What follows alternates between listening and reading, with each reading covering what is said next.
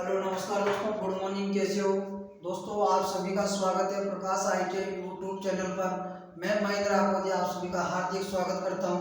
दोस्तों आज की क्लास स्टार्ट करते हैं अपन, यानी कि सेलों को आपस में जोड़ना और सेलों का कनेक्शन करना। किस प्रकार से सेलों को जोड़कर बैटरी बनाते हैं, तो यानी कि सेलों का जोड़ना, यानी जिसे अपन पिछली क्लास के अंदर प्रतिरोध को जोड़ना सीखे थे, यानी कि श्रेणी क्रम, समांतर क्रम और मिश्रित क्रम। तो इसी आधार पर अपन सेलों को भी जोड़ेंगे। किसको जोड़ेंगे? सेलों को भी जोड़ेंगे। तो देखते हैं सेल ऑफ कनेक्शन, सेलों का संयोजन, सेलों का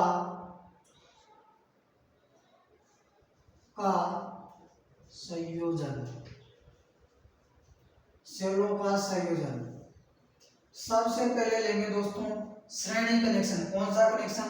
श्रेणी कनेक्शन, श्रेणी क्रम।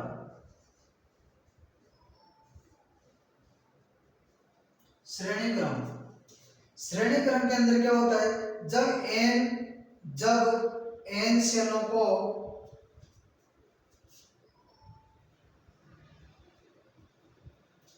जब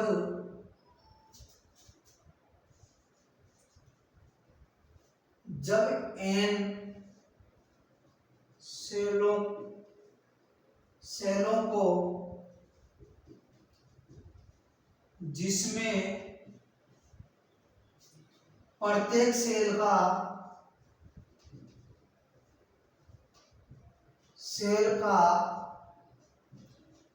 विद्युत वाहक बल, प्रत्येक सेल का विद्युत वाहक बल E तथा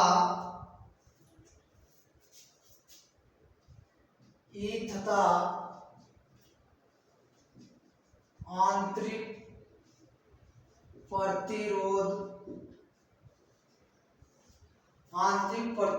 R तथा आंतरिक प्रतिरोध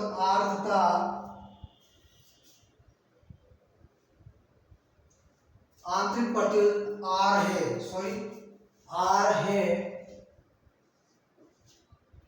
आंतरिक प्रतिरोध R हो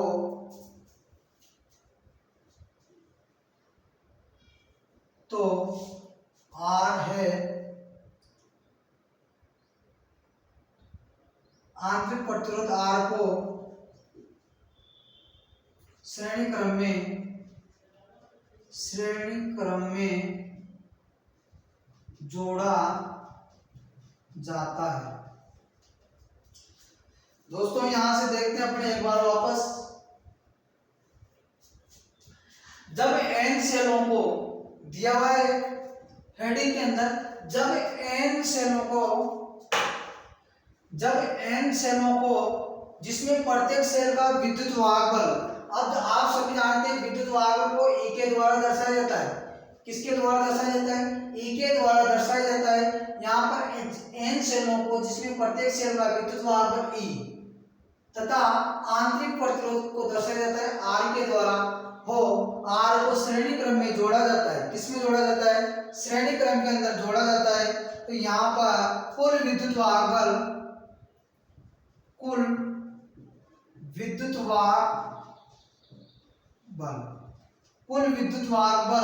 बराबर n E। इसके बाद में कुल आंतरिक प्रतिरोध,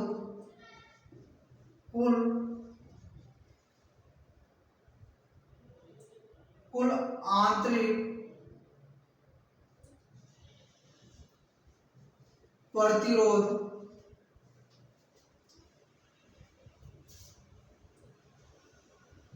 NR।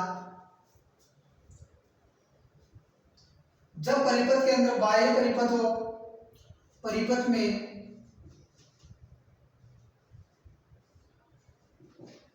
बाह्य प्रतिरोध R हो तो परिपथ में धारा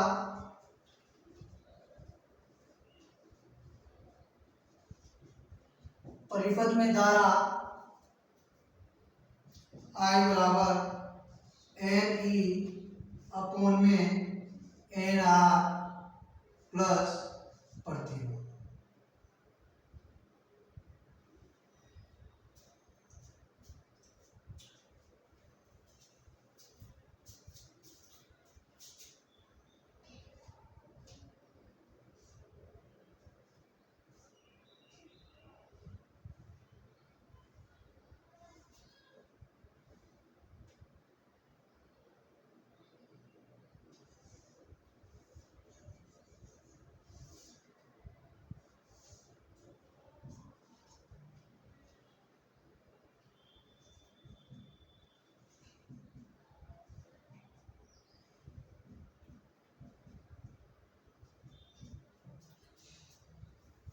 तो दोस्तों ये आपका श्रेणी क्रम है।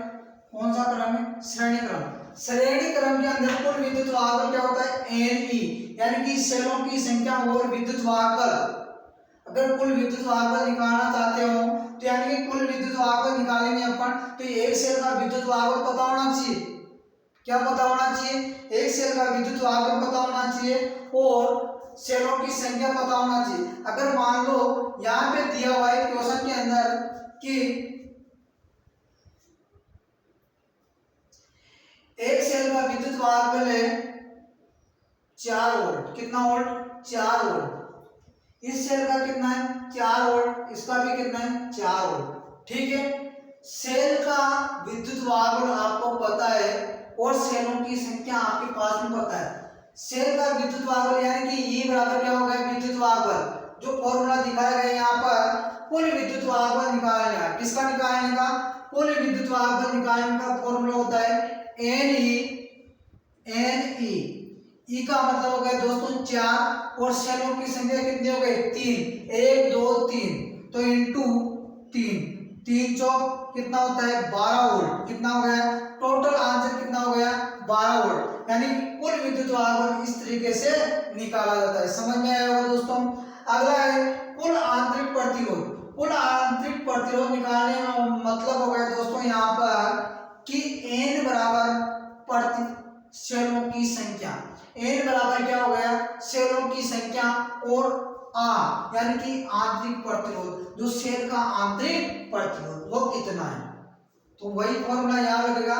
n का मतलब सेलों की संख्या 3 इंटू r का मतलब कि रेजिस्टेंस, 2 रेजिस्टेंस मान लो, तो यानी कि 2 2 तिया 6।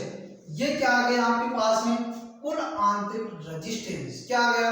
कुल आंतरिक रेजिस्टेंस।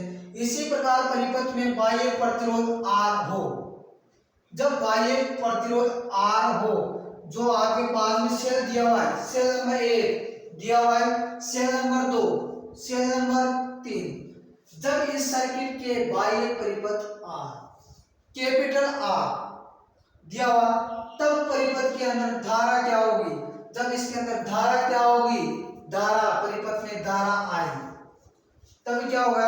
एन ई बराबर यानी कि कुल विद्युत वाहक अपॉन में सेल का आंतरिक प्रतिरोध प्लस बाह्य परिपथ, बाह्य प्रतिरोध। तो ये फॉर्मूला आपको याद करना है दोस्तों सेलों का श्रेणीक्रम निकालने के लिए। आगे सवाल करवाऊंगा, मैं क्वेश्चन करवाऊंगा। और अगला क्रम है आपका समांतर क्रम। कौन सा क्रम? समांतर क्रम।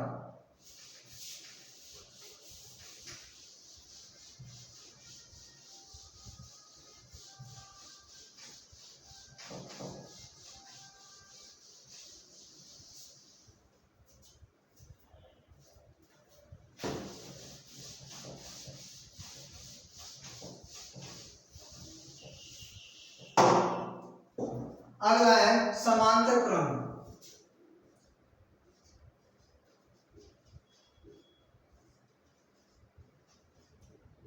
समांतर क्रम के अंदर क्या होता है दोस्तों? समांतर क्रम के जब n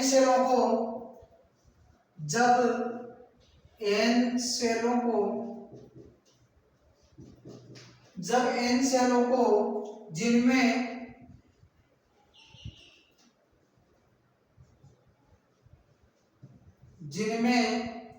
प्रत्येक का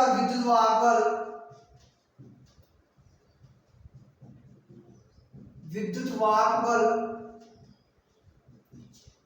प्रत्येक का विद्युत वाहक बल E तथा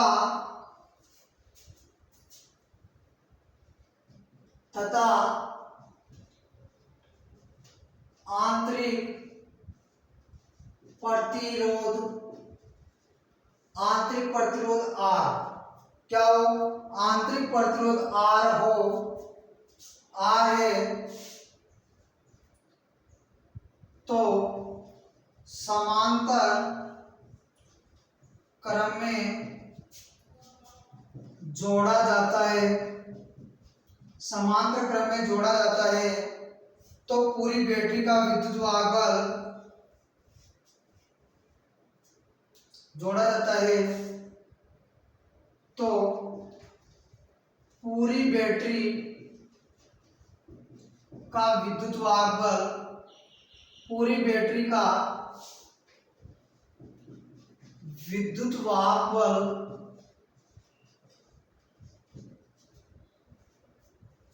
बराबर E।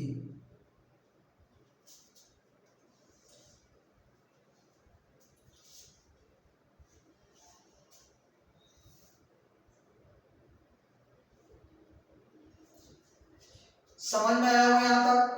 जो पिछली रिवाइज करो उसको कि जब n, यहाँ पर क्या है, n का बराबर होता है सेलों की संख्या और E बराबर होता है विद्युत वाहक बल और स्मॉल r बराबर होता है आंतरिक प्रतिरोध और कैपिटल R बराबर होता है बाह्य प्रतिरोध, तब यहाँ पर क्या होता है, सेलों का तुल्य प्रतिरोध, ये क्या कहलाता है, आंतरिक प्रतिरोध होता है। सेलों का जो तुल्य प्रतिरोध होता है, यानी कि सेलों का तुल्य प्रतिरोध बराबर क्या होता है, आंतरिक प्रतिरोध। यहाँ पर I बराबर क्या होगी, I बराबर Ne बराबर Ne बटा स्मॉल r प्लस nr।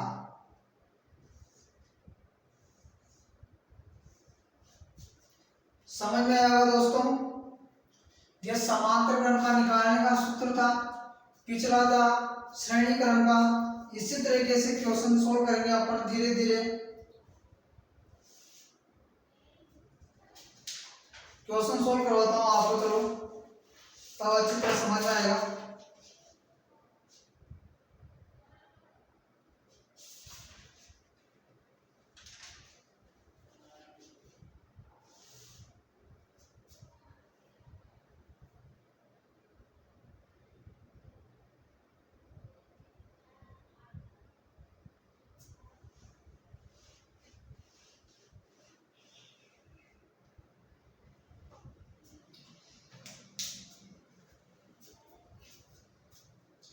यानी कि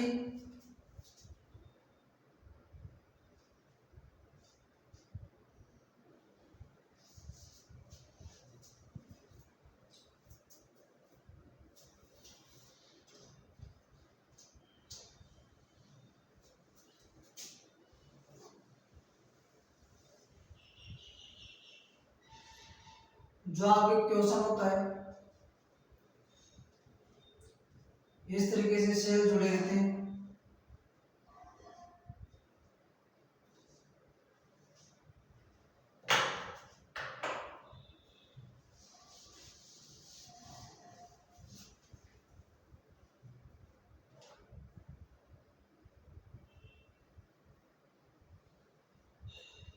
क्वेश्चन है आपके पास में कि दिया हुआ सर्किट है, कितना दिया हुआ सर्किट है, उसके अंदर आपने 1.5 के दो सेल जोड़े हुए हैं, तो कुल वोल्टेज कितनी होगी, क्या दो कुल वोल्टेज कितनी होगी, अगर 1 दिया हुआ सर्किट है,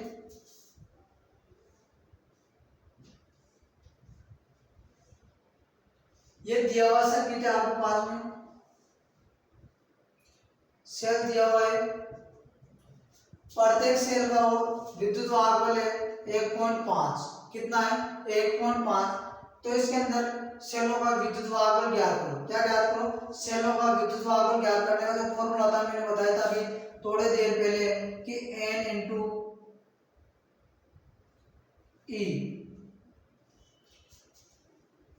1.5 एक सेल का विद्युत वाहक बल दिया हुआ है 1.5, शेल की संख्या कितनी दी हुई है।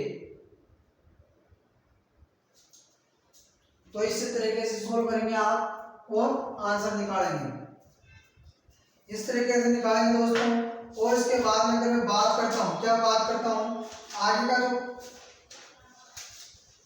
दो क्रम हो गया आपके श्रेणी और समांतर। समांतर के अंदर आप सभी जानते हैं इस तरीके से निकाला जाता है। अगर समांतर की बात करूंगा मैं,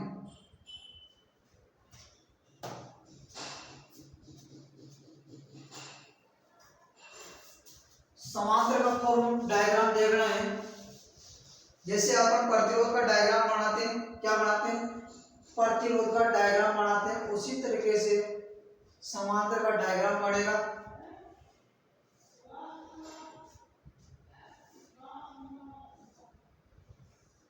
इस तरीके से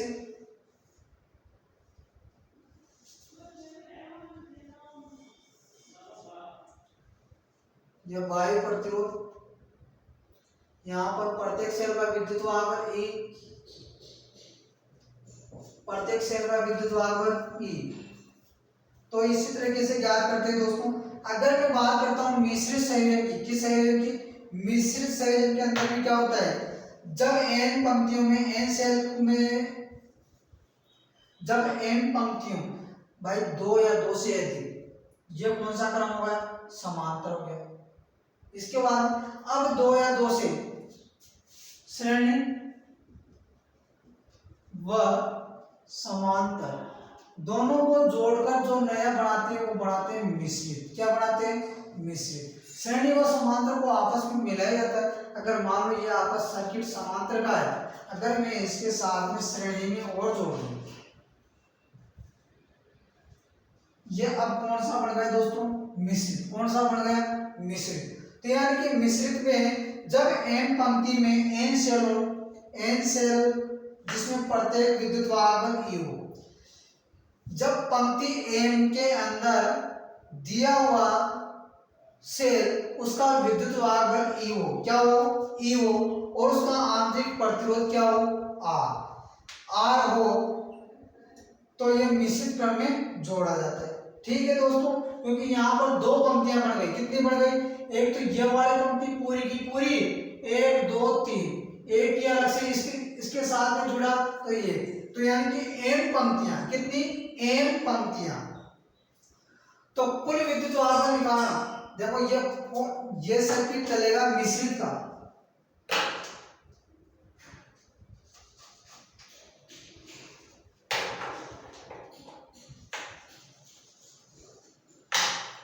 ये मिश्रित, कौन सा है, मिश्रित, क्योंकि देखना इधर भी है इधर भी।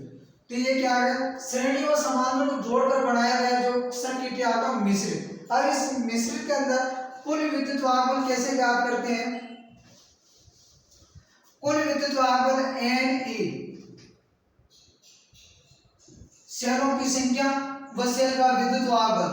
अगर मैं कुल आंतरिक प्रतिरोध की बात करूंगा तो कुल आंतरिक प्रतिरोध की यानी कि n इंटू आर अपॉन में m, क्योंकि यहाँ पर पंक्तियां कितनी हो गई, दो, कितनी हो गई, दो। अब सेल का बाह्य प्रतिरोध जो आपको दिखाया गया सर्किट के अंदर R, सेल का बाह्य प्रतिरोध होता है कैपिटल R। क्या होता है दोस्तों, कैपिटल R। अगर सेल का आंतरिक प्रतिरोध की बात करूं तो स्मॉल r, कौन सा r, स्मॉल r। तो यहाँ पर सेलों का जो बहने वाली धारा होगी, जो धारा होगी उसका ज्ञात करने का जो फॉर्मूला होगा वह इस तरीके से होगा कि I बराबर m into n into E upon में m capital R n R बराबर n E अपॉन में m R plus n R।